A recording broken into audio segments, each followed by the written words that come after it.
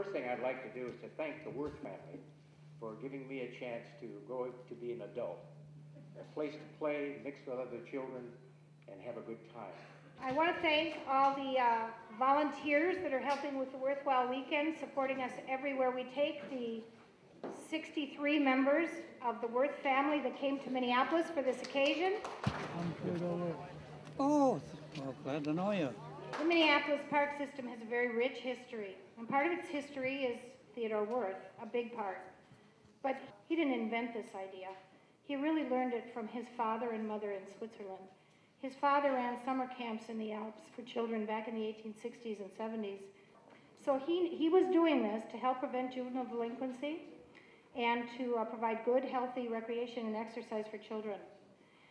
We found in our research, accidentally and oh so much fun, that he wrote a Swiss camping song for those children, and the translation was in the records of Conrad Wirth. I have 4 children here that would like to sing 2 verses of that song for you. Forgiven is the name of the group. If you want to be healthy and happy, go to Ellen Linden. Where could it be more pleasant to be so close to heaven? All around in happy green meadows, sunshine and shadow of woodland. Holdery, hi, holdery, oh, oh, how happy it is here. Let's go to the cantery, we'll cast our cares into the waves. Birds are singing, hearts are beating, one can't help but feel the joy. Mountains, valleys, lakes, and rivers, Switzerland and the horizon. Holdery, hi, holdery, oh, oh, how happy it is here. Holdery, hi, holdery, oh, oh, how happy it is here.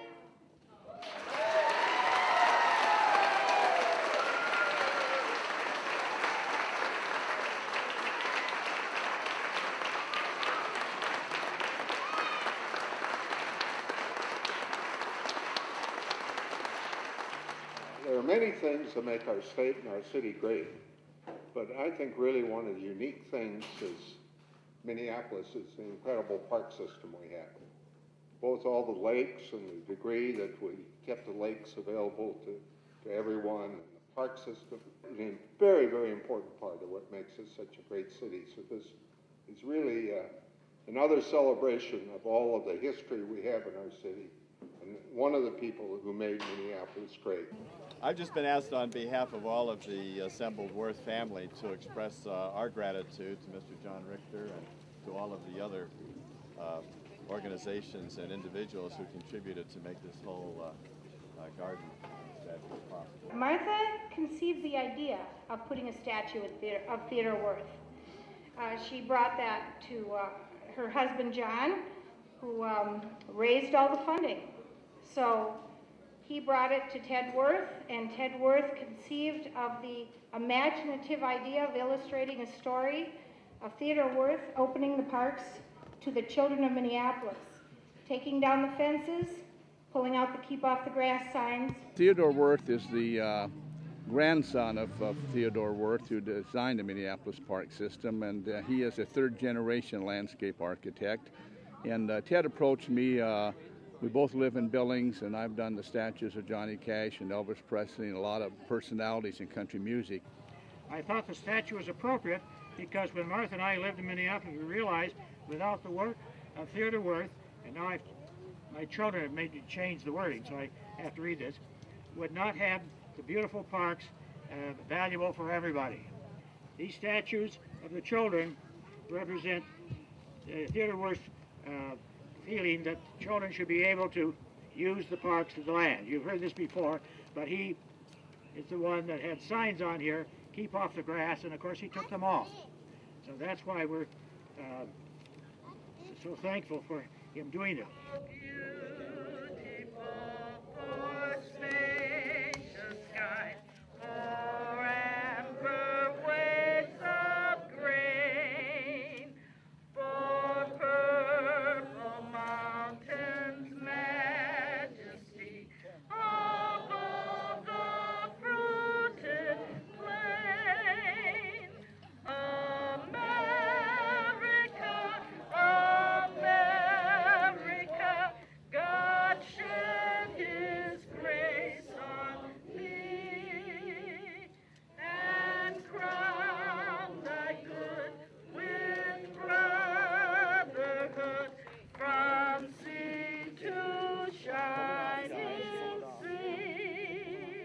Mr. Wirth loved children, and I know a lot of different children played in this park and different ethnic groups, and we wanted to represent that. And we have 5 children here, and we tried to have them playing different events. You know, the sled is actually a sled that was used by a little lady.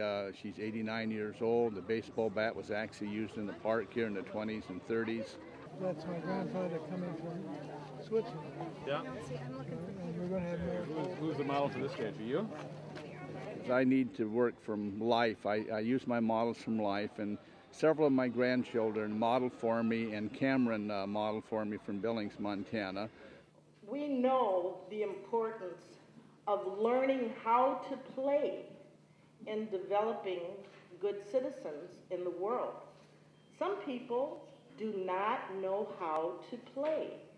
And from my perspective, that's as important as a succinct diction and good manners. You have to know how to play. You have to have some balance in your life. So I always think it's important for us to sometimes watch the children and how they play and how they come to resolution. Because although we may be the adults, I think we can still learn a lot from the children. And so I just say, if we want to encourage fair play, balanced play, good teamwork, and we want to know how to play, recreation must be a part of our life. When you think of Theodore Wirth and the beauty that he brought along the drive from here to Cedar Lake, then all the way over to Lake of the Isles, over to Calhoun and Lake Harriet. It's beautiful. I don't think I've been around many cities, but I don't think I've ever seen a city with the beauty in its parkway system and the way it's kept and the way it's operated and how green the grass is. It looks as nice as any of the professional golf courses. That's public, that's for everybody. And it made us understand that there was a chance to move on and to gain and to be somebody, because Phyllis Wheatley, the park system, the school system, taught us that we were people and citizens, even though the color of our skin was different. Stop and dream a little bit. It's more of a nightmare about what would have happened had Theodore Wirth not been here, had the parks not been here, had the generations of people in Minneapolis not nurtured this legacy. What would this city be? And it's a chilling thought, but the beautiful thought is we don't have to go there, because for generations people have nurtured things. Through good times, through bad times, we've recognized that parks are really something very special, and there is no city in America that's even close to what we have. It's a tremendous, tremendous legacy. This building was precious to Theodore Wirth. Many things happened in this room that were important in his life. When he retired,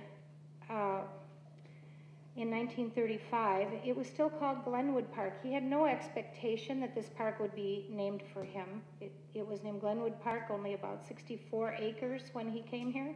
He grew this park to be over 800 acres. Our park board president is here, John Olson. And since this is the room where they changed the name of the park, so none of us would forget who Theodore Wirth was, I've asked Park Board President John Olson to read all or part of the resolution. It's long. Whereas the beauty and usefulness of the park and recreation system of Minneapolis has attained national attention during a period when Superintendent Emeritus Theodore Wirth was its superintendent, and where plans for acquisition and development and concepts of use were formulated largely by him. And whereas, because of such achievements, fame and honor have been brought to the city, and national recognition has been given to Mr. Wirth in this and several allied fields of endeavor, and whereas such achievements have brought for the citizens of Minneapolis lasting benefits in the way of health, happiness, in a manner superior to that of ordinarily encountered, and whereas it is fitting that the names of truly great Minneapolitans should be perpetuated. Now, therefore, be it resolved by the Minneapolis Board of Trustees. Birds are singing, hearts are beating, one can't help but feel the joy. Mountains, valleys, lakes, and rivers, with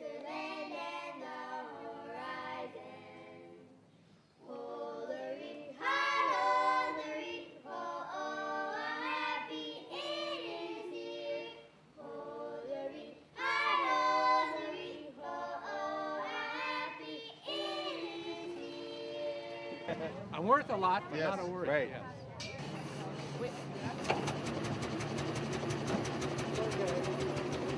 Not going, and then I'll pick up the rock.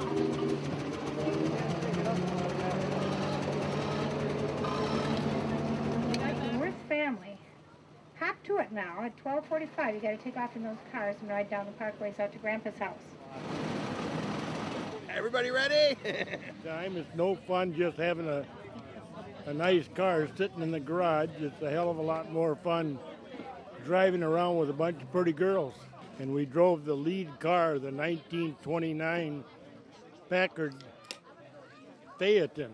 We love the parkway system, and we're very glad that Mr. Wirth had the foresight so long ago to do it when it could be done. My name is Theodore J. I go by T.J. Wirth.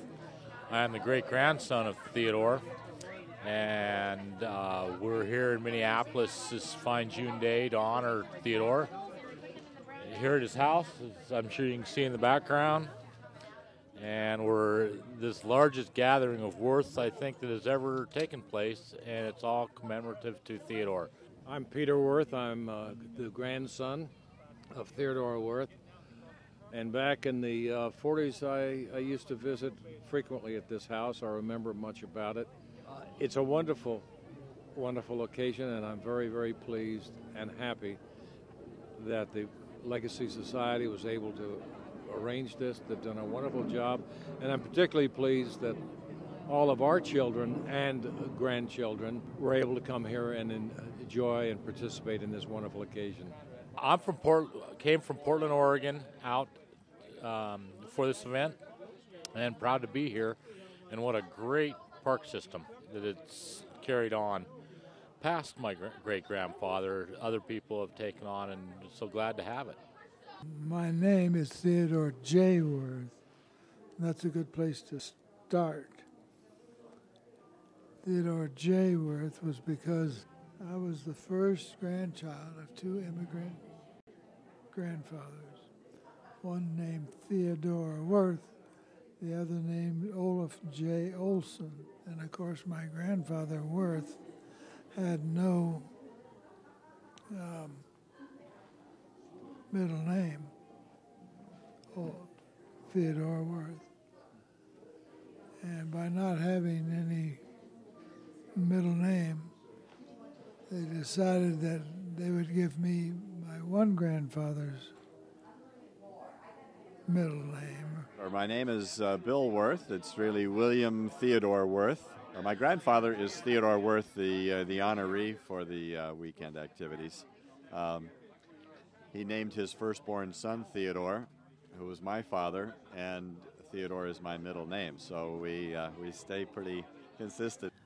I have Wirth blood in my veins, but my name is Reinhard. One of Theodore's sons, Conrad, had two sons, Ted and Peter, and I married Peter's daughter, Dana. So I'm a Wirth relationship by marriage, and our three children, Christina, Graham, and Gavin, along with Dana, just recently arrived from Wellington, New Zealand. We're excited because at one point it looked as if we weren't going to be able to be here because the distance prohibited us and the cost from getting here. But as Providence would have it, we've been able to be here. I'm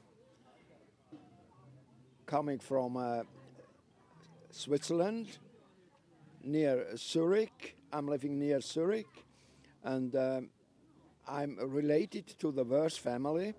This is exciting to be gathered with so many people whose lineage can be traced back to Theodore, and Minneapolis has opened its arms, and its citizens have been so wonderful to welcome us here and to celebrate his accomplishments.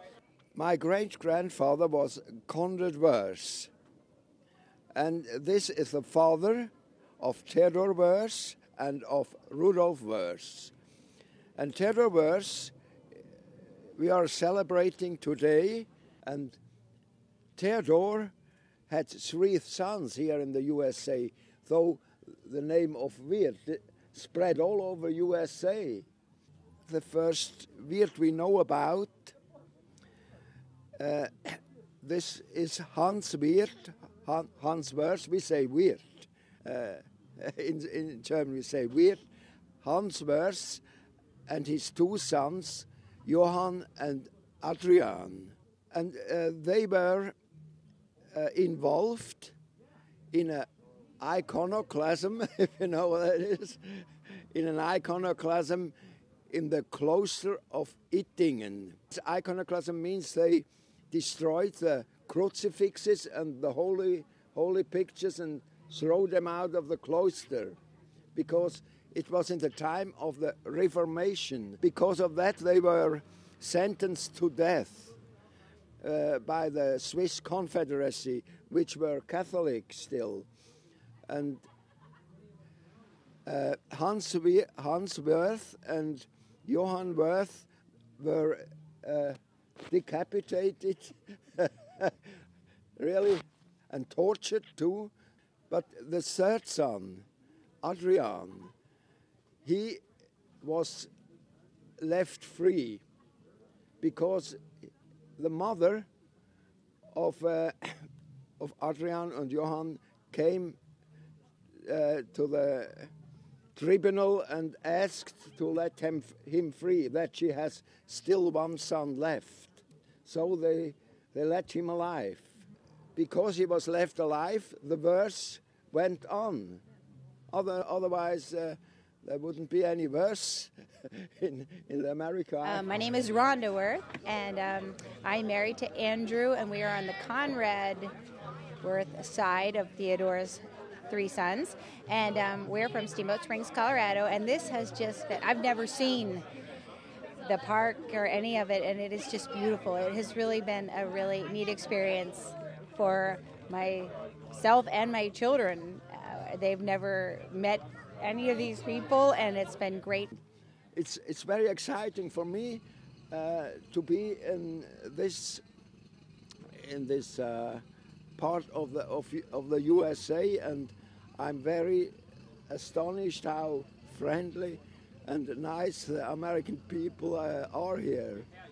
My visits to this house go back to probably the early 40s, but I do have the kinds of vague memories that you have as a child of 4, 5, or 6 of having dinner with the grandparents here on many occasions, and it's wonderful to be back and see the city looking so beautiful and so welcoming to so many of us who don't get here nearly as often as we'd like to.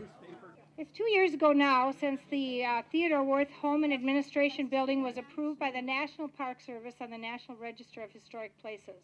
This is not a small thing. We don't have many of these in Minneapolis at all. And I believe it's the first piece of our park system to go on the National Register, so that makes it unique. When the research was done, we did not request this, but it became true also, that the property for 2 square blocks around this house was also designated historic. Theodore Wirth was living in Hartford when Charles Loring asked him to come here. And while there were several parts to the negotiation, he was recruited here, and he had lived in this beautiful park in Hartford, so Minneapolis built him this beautiful home. The truth of the whole story, though, is that he designed the house himself, and then Mrs. Wirth didn't like it. She said it was all windows, and she couldn't hang any pictures, so he turned over the design to her. And but it is oriented to the basement room. Well, basement is hardly a basement. Bright, sunny rooms across the backside of the house, where the entire Minneapolis Park system was either designed or redesigned by Theodore Wirth. The other thing he had in his negotiation, which was symbolized by the antique cars today, is that they gave him a car and a driver for the rest of his life. And even in his retirement, they gave him a car and a driver, a secretary, and office space, and he continued to work. I came from a very troubled family, and as a child, myself and my 5 brothers and sisters spent a good deal of our time in Loring Park with great park staff and great programs, and made a big difference. What I find is really interesting about the park system is it actually led into a career. It led into a career with Boys and Girls Clubs. And today we have 2 Boys and Girls Clubs that are actually located in parks. Theodore Wirth talked about children like Jim was, and he said, what am I going to do for those children in the future? I want to park within 6 blocks of every child, so every needy child that might need a safe place to go would have that rest and relaxation and recreation with good supervision. So the result was somebody like Jim, who's leading the Boys and Girls Club today. I think that I share the vision of the Minneapolis Parks Legacy Society in hoping that very soon we can have this house become an interpretive center, not just for the legacy of Theodore Wirth, but the legacy and history of the parks in the city of Minneapolis.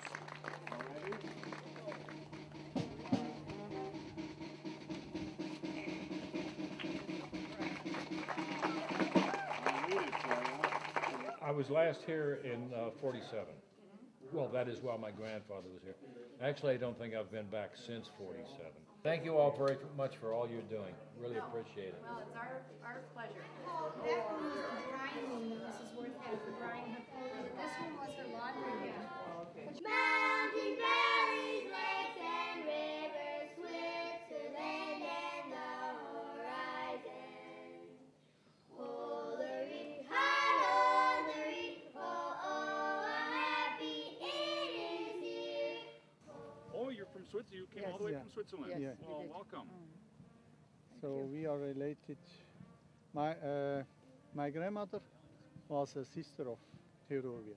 I think those of us who are local and know of Theodore Wirth are grateful for all of his accomplishments. I grew up in Minneapolis, and so I certainly benefited from the parks that he helped create. We have the gravesite for Theodore Wirth and his first wife, Leonie, and his second wife, Juliet, who also happened to be sisters. When Leonie became ill, before she died, Juliet came to live with them in the house here to help nurse her sister. After she died, Juliet stayed and lived with Theodore in the house. Theodore wrote the 3 sons, Theodore Wirth, I don't know if it was Junior, but his first son was also Theodore. The second was Conrad, the third, Walter, and he wrote them all saying, the neighbors are talking about this unmarried couple living together, and he asked their blessing to for them to be married, and they all consented, and so they were married in the early 40s. Conrad, you'll notice over there, is buried here. He became director of the National Park System. He helped to develop the Rose Garden at the White House. He worked with Jackie Kennedy at the time. She was saying how sad President Kennedy was and how that Conrad Wirth was retiring. So he was going to give him a citation of merit in the Rose Garden that next summer, July. But he died, of course, in November. And it was the following year she was writing this letter as Conrad was leaving Washington. And she said in her letter that the Kennedy family and the Wirth family would be linked together forever through that Rose Garden at the White House. So you should all be very proud of that. And we in Minneapolis should be proud because we feel that the inspiration for that Rose Garden was probably the Lake Harriet Rose Garden, really, because Conrad was old enough to watch the construction of that one. He really wasn't old enough to watch the one in Hartford. We have a medallion for Theodore Wirth and Conrad Wirth and Walter. And Walter is not buried here, but obviously Theodore and Conrad are. But then we also have Theodore J. Wirth, the grandson. No, I think this is a monument to horticulturists and people who build parks. And every person in this was either a horticulturist or a park builder, and early landscape architects were horticulturists. You are Walter's wife, and so you live in Salem, Correct. Oregon still? Okay. Yes, yes. Okay. He's always proud of Salem. Yes. And Conrad Wirth had the right to be have his ashes scattered on the rim of the Grand Canyon. Yeah. In the letter to back to the National Park Service, that he appreciated, of course, this honor, and he also has a mausoleum in Washington he could have been buried in. Is that right? Mm-hmm. But he really wanted to be buried here in Minneapolis, across from his childhood home, which is very precious to him, and within view of the parks, next to his father and with his family. Mm-hmm. And Connie didn't show up for his own funeral. Yes, Dad missed his own funeral. Yeah, he was laughing at Hello, us. this is Joe. Yeah, I'm got him with all the in Senate Minneapolis. Mystery. He was over. Now that'll teach you. He was over the Grand Teton. I'm telling stories. How did he do that? His ashes didn't get here in time. how do you Our fabulous postal service left him in Springfield, Massachusetts. You sent the ashes by postal? Express overnight mail at that time. There's a lot of people around that have a lot of respect for Theodore Wirth. If they know, they understand.